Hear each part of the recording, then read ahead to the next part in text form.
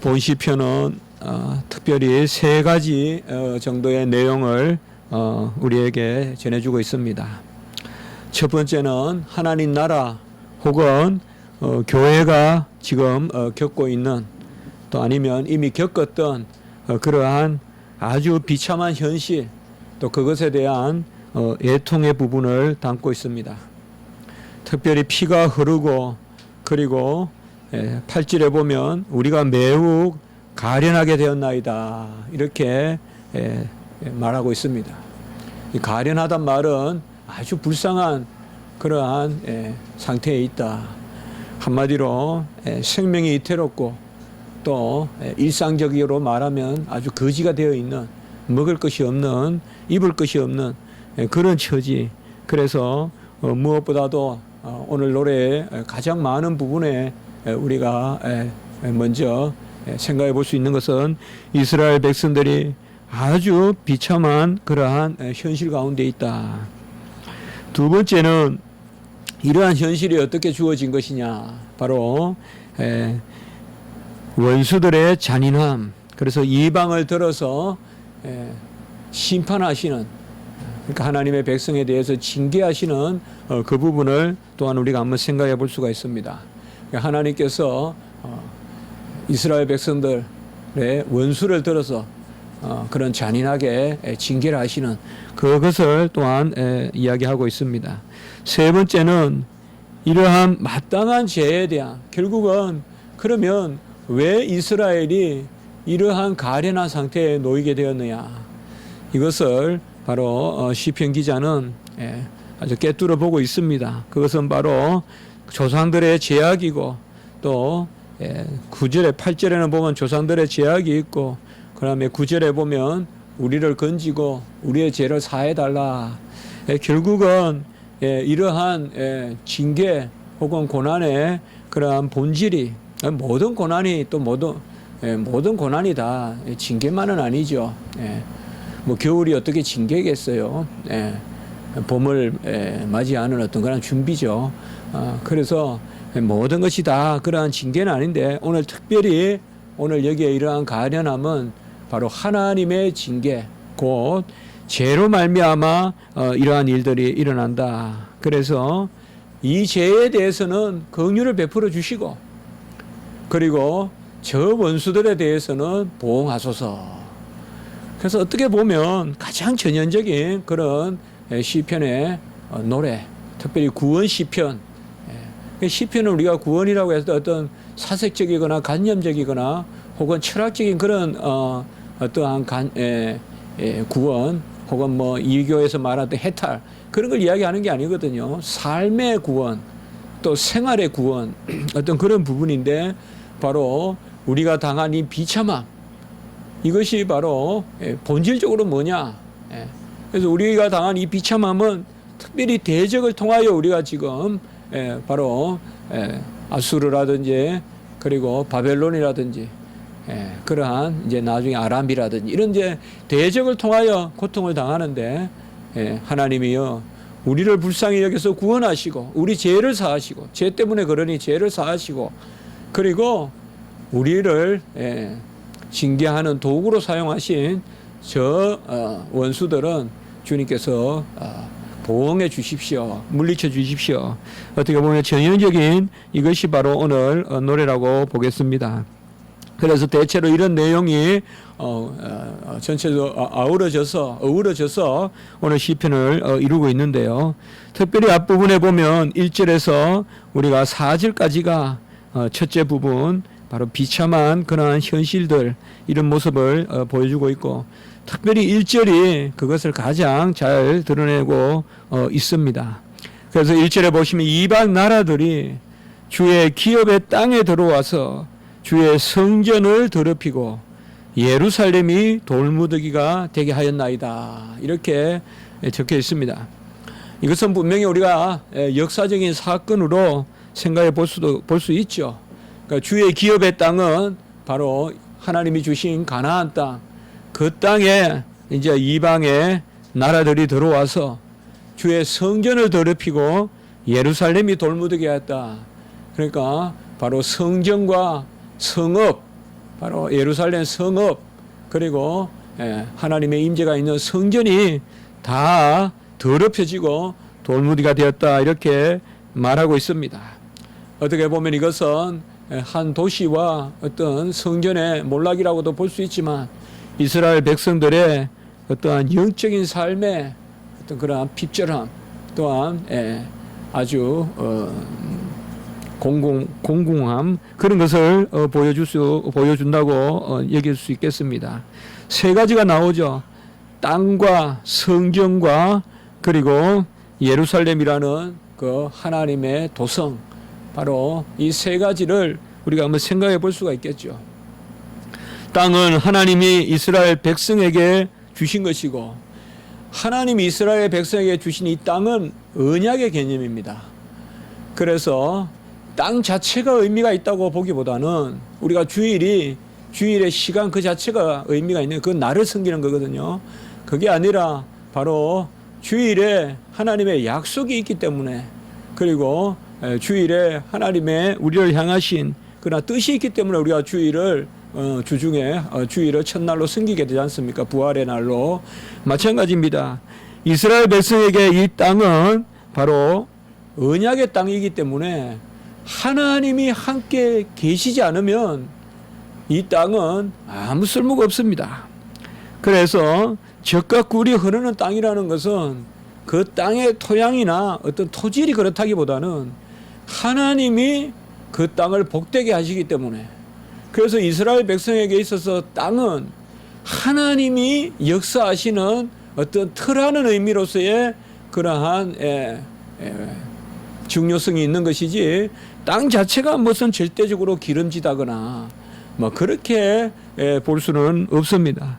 그래서 이 땅이 이방 사람들에게 짓밟혔다라고 하는 것은 사실상 여호와가 이 땅을 열어주셨다는 거예요. 이방 그런 민족들에게. 그러니까 하나님은 정말 이스라엘 백성을 하나님이 가나안에 들이고 오랫동안 이방 민족들이 이 이스라엘 땅에 들어오지 못하게 하셨거든요. 그런데 이제 북왕국과 남왕국이 멸망하는 그 이제 가운데서 이방이 쳐들어와서 사마리아를 정복하고 그리고 예루살렘까지 들어오는 이것을 우리가 볼 수가 있습니다.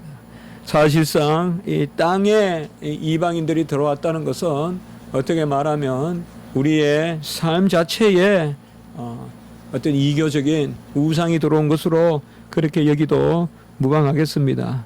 두 번째, 오늘 보면 성전이 더럽혀졌다. 성전은 뭡니까? 바로 거룩 삼위일체 하나님의 그러한 임재의 터죠. 그러니까 깨끗하다는 것인데, 거룩하다는 것인데, 이 거룩이 더러워졌다는 것입니다. 사실상 우리가 성경에서 깨끗하다는 것은 완전하다는 것입니다.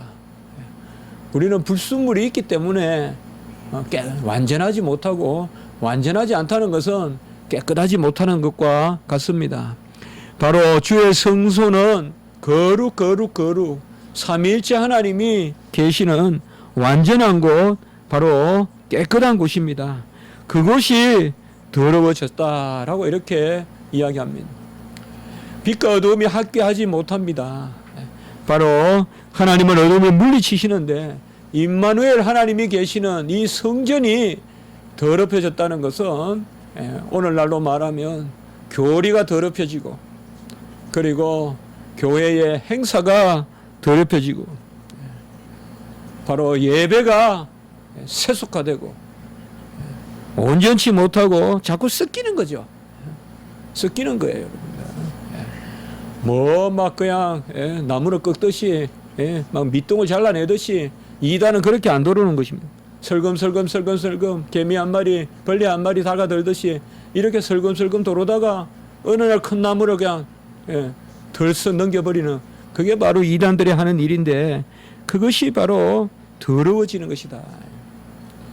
하나님은 중심을 보시고 거룩 완전하신 분이고, 특별히 예배 가운데 이사야 6장에 바로 천사들의 거룩 거룩 거룩이라는 찬양을 받으시듯이 바로 오늘날 우리가 이 성전이 얼마나 더러워지고 있느냐, 예배가 얼마나 속화되고 있느냐, 더러워지고 있느냐, 이것을 우리가 한번 생각해 봐야 됩니다.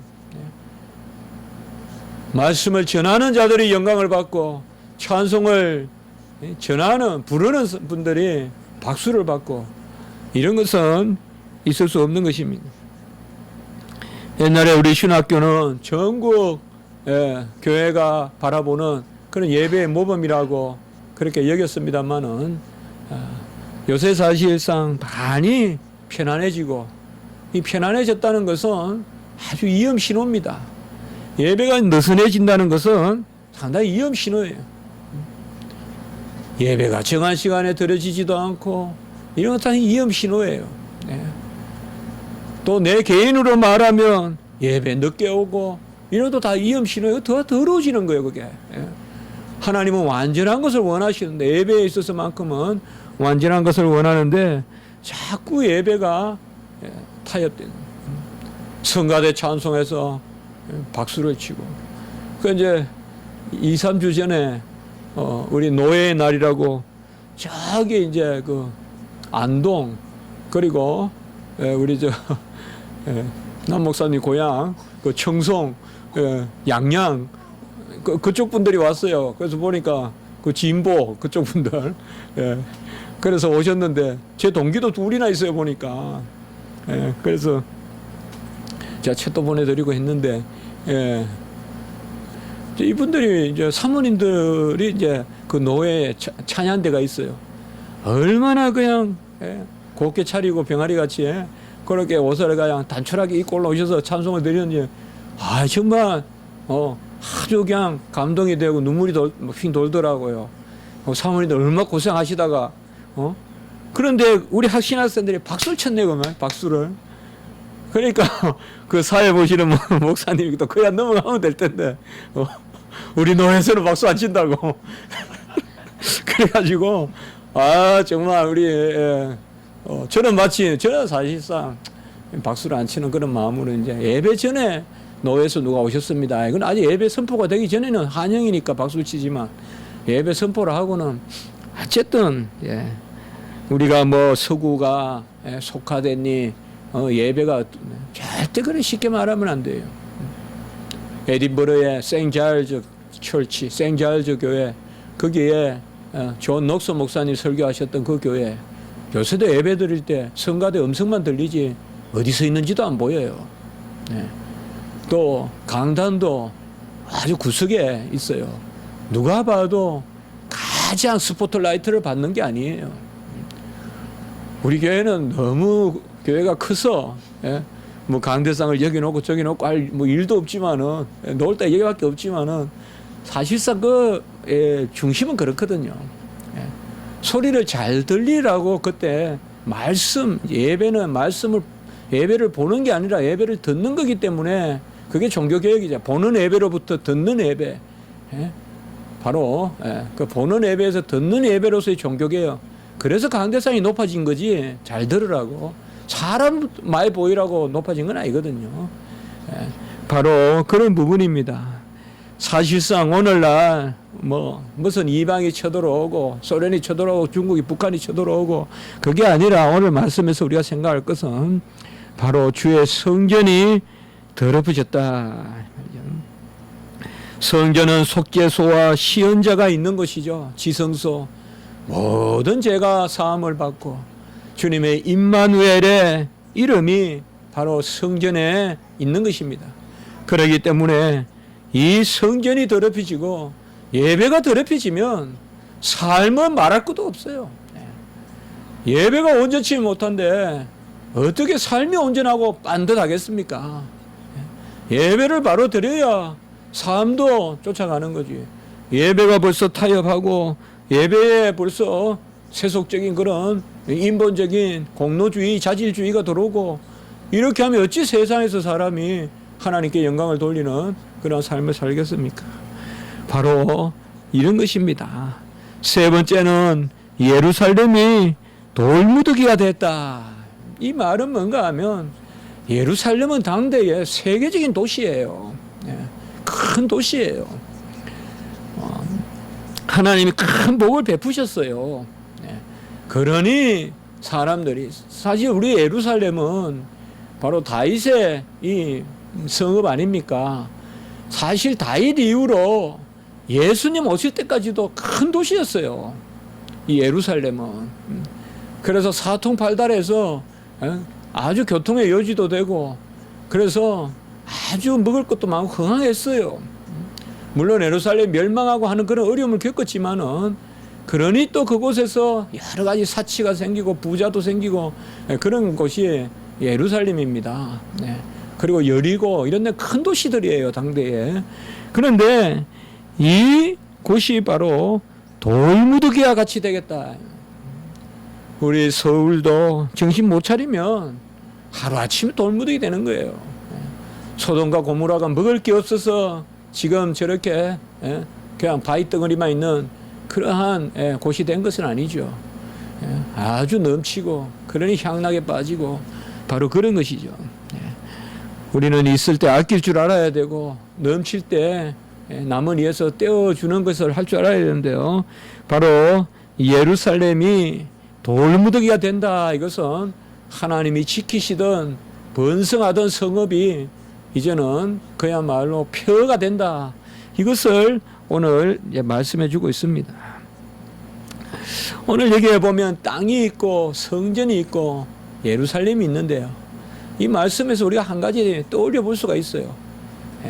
에스겔서 47장에 보면 성전으로부터 그 문지방에서 물이 나오잖아요. 그래서 이제 성읍을 돌고 그리고 47장 후반부에 가보면 이스라엘의 지파들에게 그 물이 뻗어가거든요. 그러니까 오늘 여기도 똑같은 말씀이라고 보면 돼요, 바로.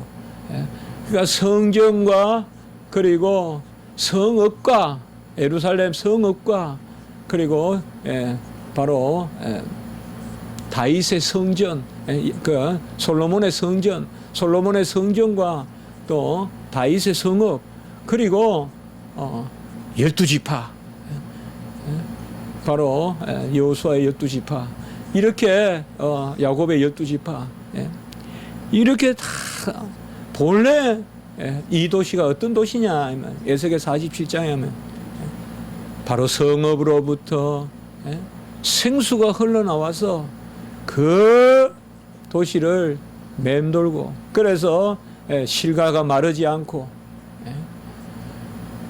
우리 서울도 지금까지 이것을 우리가 바라볼 수 있어야 돼요. 우리 믿는 자들은 이 모습을 바라봐야 됩니다.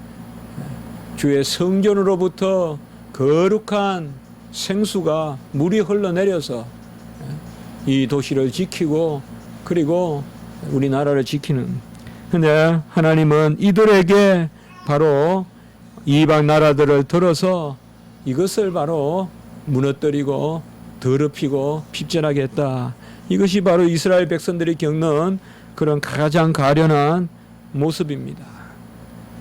여러분, 우리가 먹을 것이 없어서 사람이 떡으로만 산다 했잖아요.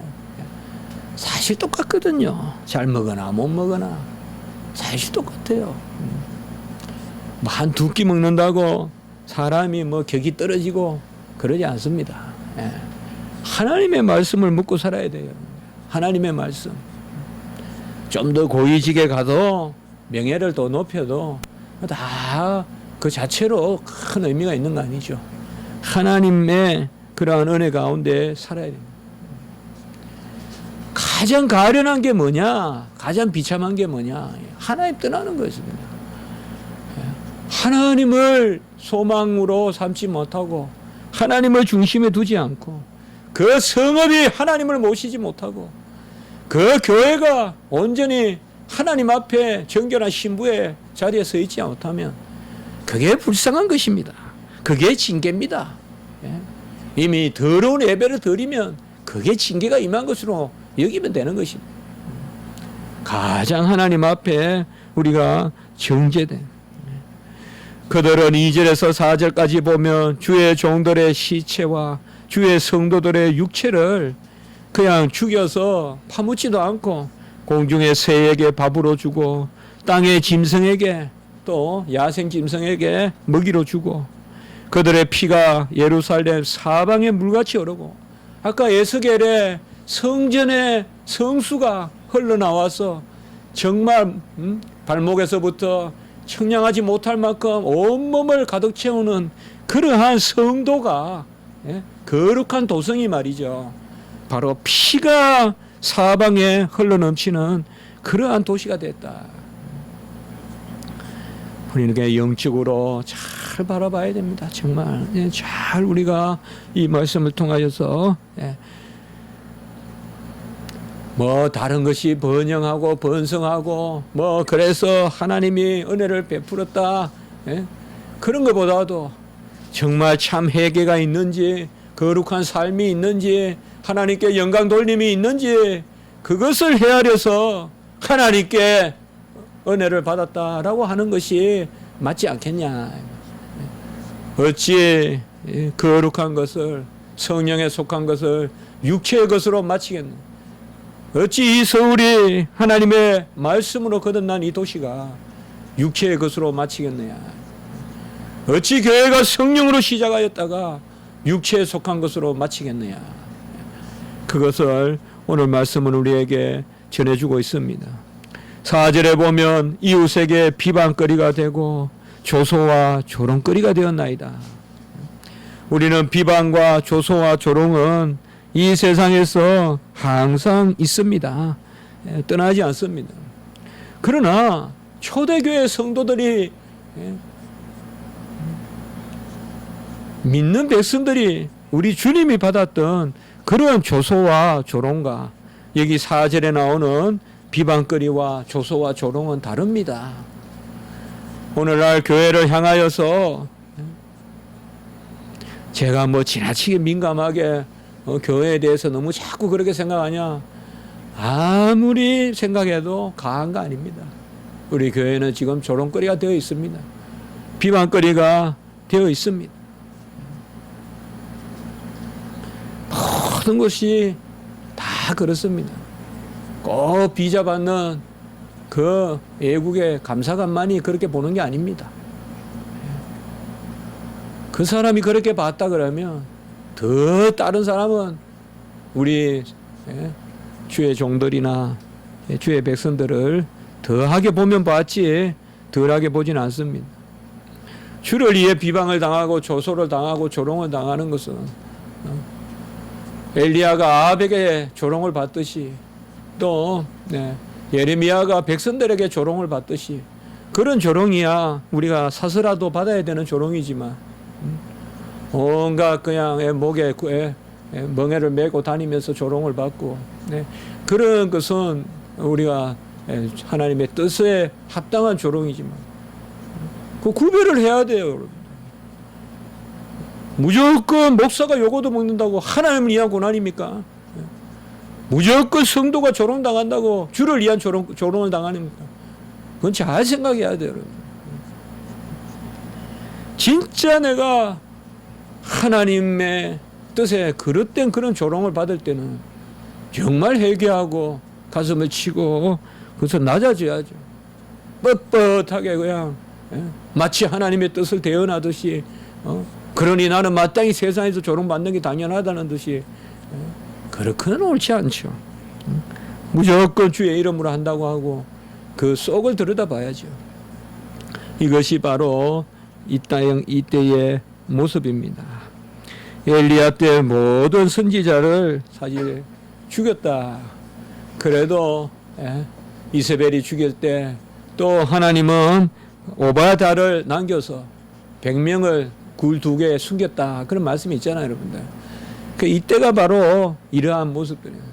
사실상 이미 예국이 들어와서 죽이기 전에 이스라엘 안에서 선지자를 죽였죠, 이렇게. 이걸 우리가 아셔야 돼요. 이미 이세벨 그 아주 음란한 여자가 들어와서 주의 선지자를 죽였다고요, 먼저. 그러니까 엘리야는 하나도 없다고 생각했고 하나님 앞에 나는 여호와가 열심히 특심한데 아무도 없구나 생각했는데 하나님은 7,000명이나 있다 그랬고 그리고 이세벨이 그냥 싹 참선이자를 죽일 때 또 오베다가 100명을 숨겨두었고, 이제 이런 것들이 보면 사실상 예국 사람들이 들어와가지고 하기 전에 먼저 그 안에서 우상을 섬기고 그 안에서 그냥 하나님의 징계는 어떻게 보면 더딘 거예요. 먼저 우리가 징계를 자초하는 거거든요. 사실상 그런 부분이거든요. 그런 것이 바로 오늘 이스라엘의 모습입니다. 우리도 주를 위하여 온전한 일을 할 때는 어떤 조롱과 비방과 조소도 두려워하지 마십시오. 다 명예를 지키고 신사같이 주의 일 못합니다. 못합니다. 아주 치부를 드러내고 헐벗기고 아주 그냥 벌거벗겨지는 그런 부끄러움 가운데서 우리는 주의 일을 할 수밖에 없습니다. 고상한 그게 안 됩니다, 여러분들. 우리는 조소와 조롱을 각오해야 됩니다. 비방을 각오해야 됩니다. 특별히 오늘날은 이것이 더 그렇습니다. 조소와 비방과 조롱이 무서우면 주의를 못합니다. 누가 나를 위해서 나를 향해서 손가락질하는 게 무서우면 주의를 못합니다. 주의를 해도 힘있게 못합니다. 매일 이눈치 저눈치 보다가 그냥 다 지나가고 맙니다. 내가 하나님의 음성을 뚜렷이 들었다면 어떤 비방과 조롱을 당하더라도 뚜렷하게 전해야 됩니다. 그것을 우리가 날마다 기도하면서 준비해야 됩니다. 오늘 첫째 부분은 바로 이런 것입니다.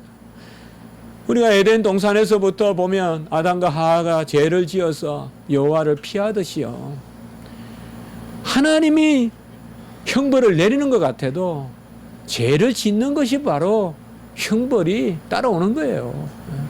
우리가 그렇지 않습니까?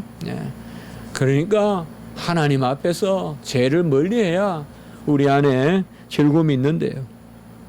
오늘 두 번째 부분에 아까 말씀을 드렸듯이 바로 이방인들이 잔인한 그런 것을 말씀하고 있습니다. 특별히 6절에 보면 주를 알지 못하는 민족이고 주의 이름을 부르지 않는 나라들, 6절에 그들을 세워서 바로 주를 알지도 못하고 부르지도 아니하고, 그러니까 믿고 부르고 고백해야 로마서 10장에 주의 백성인데, 그들은 바로 7절에 보면 주를 모르는 그 백성이, 주를 부르지도 않는 백성이 야곱을 삼키고 그의 거처를 항폐하겠다. 아까 이 야곱이라는 것은 결국 12지파고, 아까 1절에 우리가 그렇게 보았던 이스라엘의 땅, 그 다음에 성전, 또 성읍, 이것을 다 포함하는 개념이라고 볼 수 있죠. 이스라엘의 12지파를 그들은 10절에 보면 특별히 하나님이 어디 있느냐 이렇게 놀리듯이 말하고 있습니다. 이스라엘 백성에게 하나님이 어디 있느냐. 사내립이 와서 교만을 떨면서 그 랍사게나 보면 무슨 너희 하나님이 이런 일을 행하실까. 이제 그런 이제 말씀을 우리가 떠올려 볼 수가 있습니다. 그들이 주를 비방한 그 비방의 7배를 갚으라. 12절에 보면 이런 말이 있습니다. 그러니까 결국 이들의 잔인함은 백성을 죽여서 피를 흘리게 한 그것보다도, 그것도 물론 잔인한 것이지만은 궁극적으로는 주를 알지 못할 뿐만 아니라 주를 찾지 않을 뿐만 아니라 주님이 어디 있느냐라고 아주 건방을 떨고, 그리고는 특별히 12절에 보면 주를 비방했다 이렇게 말하고 있습니다. 주를 비방한 자들에게 그들의 품에 7배나 갚으소서 이렇게 말하고 있는 거 보면 그들의 비방이, 하나님을 비방하는 것이 얼마나 사무치는지 그것을 알 수가 있습니다. 가물 때 우리는 비를 내려달라고 기도하면 그들은 말하겠죠. 하나님이 어디 있어서 비를 내려주냐? 무슨 너희 하나님이 무슨 뭐 바다에 뭐 이렇게 막 조롱하겠죠.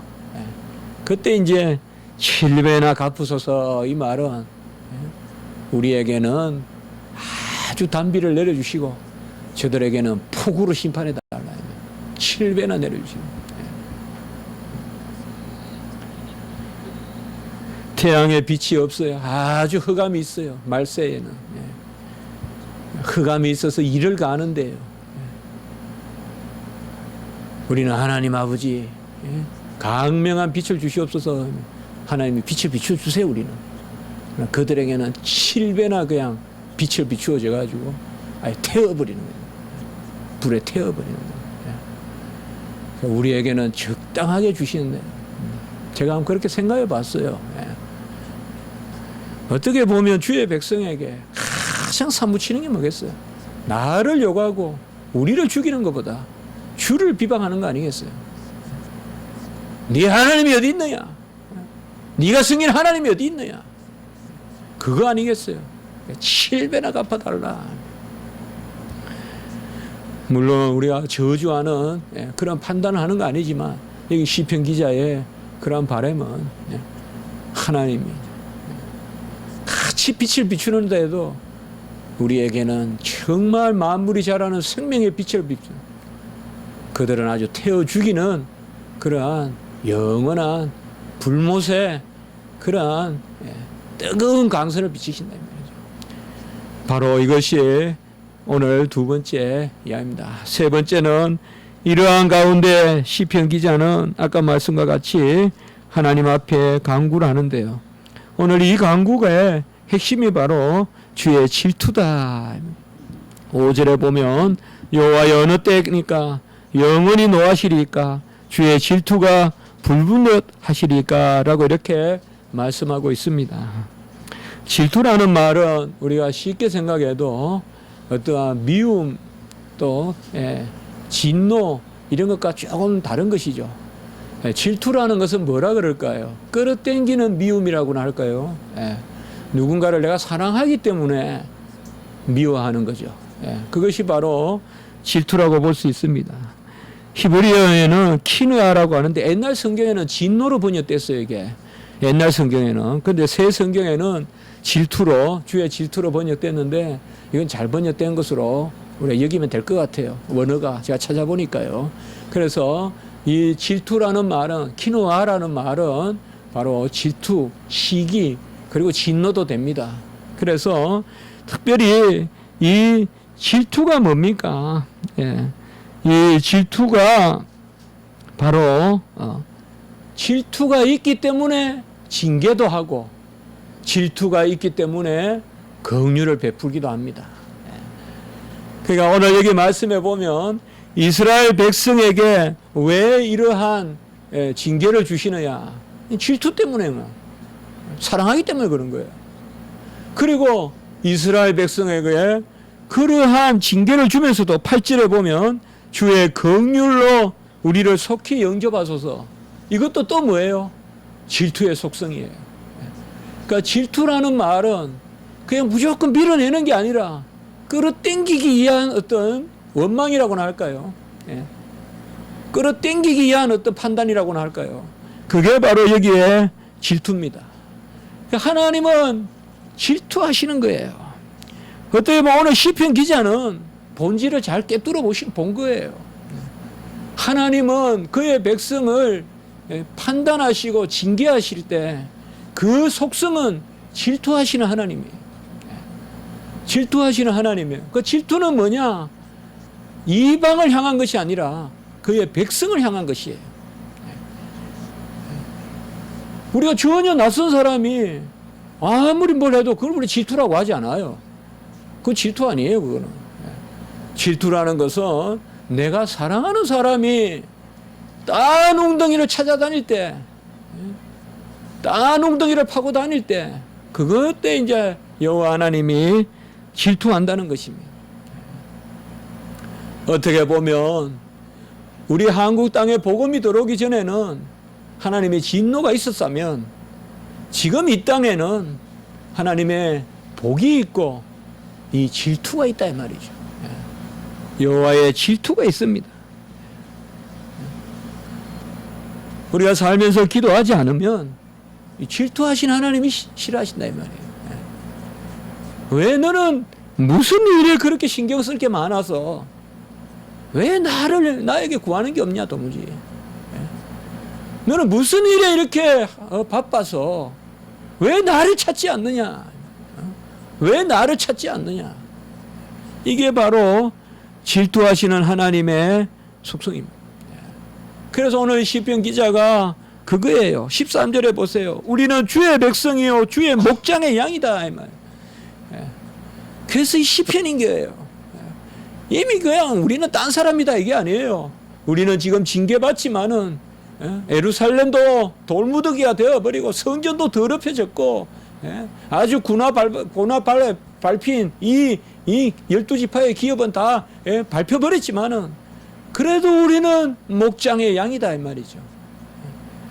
그래서 바로 이방에 대하여는 10절에 보면 복수지만은 보복이고 응징이고 바로 심판이지만은 이스라엘 백성에게는 그것이 바로 질투다 이 말이죠. 이것은 상당히 우리에게 선한 의미로 그렇게 오는 것입니다. 그래야 이러한 질투하시는 하나님을 보고 8절에는 주의 긍휼로 영접하시옵소서. 같이 합시다. 주의 긍휼로 우리를 속히 영접하소서. 우리가 매우 가련하게 되었나이다. 여러분, 우리 성도의 모습은 불쌍함이에요. 불쌍함이에요. 주님 만난 사람들은 다 불쌍한 사람들이에요. 아무리 부자라도 이 가련한 바늘 구멍으로 들어가지 않으면 천국 못 가요. 가련한 이 바늘 구멍으로 들어가지 않으면 천국 못 가요. 주의 긍휼로 우리를 속히 영접하소서. 주여 속히 우리를 불쌍히 여기는 것으로 우리를 영접하소서. 아무것도 없어도 괜찮습니다. 하나님 계시면 하늘 천사 만국을 다 가진 것입니다. 아무 서포터가 없어도 아무 백그라운드가 없어도 주저하고 힘들어하지 마십시오. 오히려 우리가 주님 앞에서 주여 속히 긍휼을 베푸시고 나를 영접하소서. 종이 심히 가련하게 되었나이다. 종이 심히 가련하게 되었나이다. 매우 가련하게 되었나이다. 종이 불쌍하게 되었나이다. 종이 떨고 있나이다. 울고 있나이다. 추워서 몸을 떨고 있나이다. 주여 속히 긍휼로 영접하여 주시옵소서. 우리가 영접하는 거 아닙니다. 몇 주 전에 제가 설교할 때 말씀드렸죠. 손을 들고 기도한다는 것은 하나님이 우리를 영접하라는 거지 내가 영접한다는 거 아닙니다. 내 손으로 하나님을 영접한다. 하나님이 나를 끌어안아 달라는 표시지 내가 우리가 어떻게 하나님을 영접해요. 같이 합니다. 이는 혈통으로나 육정으로나 사람의 뜻으로 난 것이 아니요 영접하는 자 그 이름을 믿는 자는 영접하는 자 그 이름을 믿는 자는 영접하는 것은 믿는 것은 혈통으로나 육정으로나 사람의 뜻으로 난 것이 아니요 오직 하나님에게서 난 자니라. 영접도 하나님이 하시는 거예요. 주의 긍휼로 우리를 영접해 주시옵소서. 힘듭니까? 어렵습니까? 또 어떻게 보면 어떤 일이 아니더라도 우리 인생 자체가 오라 공고한 자로다.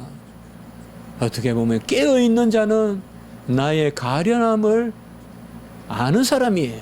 깨어있는 자예요. 내가 됐다라고 생각하고 나는 넘친다라고 생각하고 나는 온전하다 생각하는 거죠. 그게 잠자는 자예요. 깨어있는 자는 다 가련함을 느낄 수 있어요. 그래서 울게 되고 눈물을 흘리게 되고 하나님 앞에 내 자신을 내어놓게 되는 것이요. 아무리 어렵더라도 말이에요. 오늘 11절에 보세요. 갇힌 자의 탄식을 주의 앞에 이르게 하시고, 이 갇힌 자는 얼마나 지금 간절하겠어요. 이 갇힌 자의 탄식을 주의 앞에 이르게 하시고, 죽이기로 정해진 자도 주의 크신 능력을 따라 보존하소서. 죽이기로 정해진 자, 너 사흘 후에 이제 사형 선고받아. 사형 너 집행해. 죽이기로 정해진 자도 주의 능력을 따라 보존하소서. 아주 간절하게 이렇게 기도하고 있습니다. 주의 갇힌 자의 탄식을 이르게 하시고, 죽이기로 정해진 자도 능력을 따라 보호하소서. 이거보다 더 위급한 상황이 어디 있으게? 포기하지 마십시오. 절망하지 마십시오. 우리는 그래도 자유롭게 다니지 않습니까? 튼튼한 발도 있고 손도 있지 않습니까? 마음껏 호흡하는 자유가 있지 않습니까? 너무 없는 것만 헤아리지 마시고, 감옥에 갇혀 죽을 날을 헤아리는 사람도 하나님이여 나를 가련히 여겨 긍휼로 영접하소서 기도한다면 우리가 뭐에 그렇게 절망할 필요가 있겠어요? 좌절할 필요가 있겠어요? 다 하나님이 인도하시니까 하나님 앞에 맡기고, 오늘 시편 기자와 같이 주의 질투를 생각하십시오. 우리가 하나님께 가면 하나님은 너무나 기뻐하시고, 우리가 하나님께 멀어지면 하나님은 이 질투를 바라시는 것입니다. 한번 기도드리겠습니다.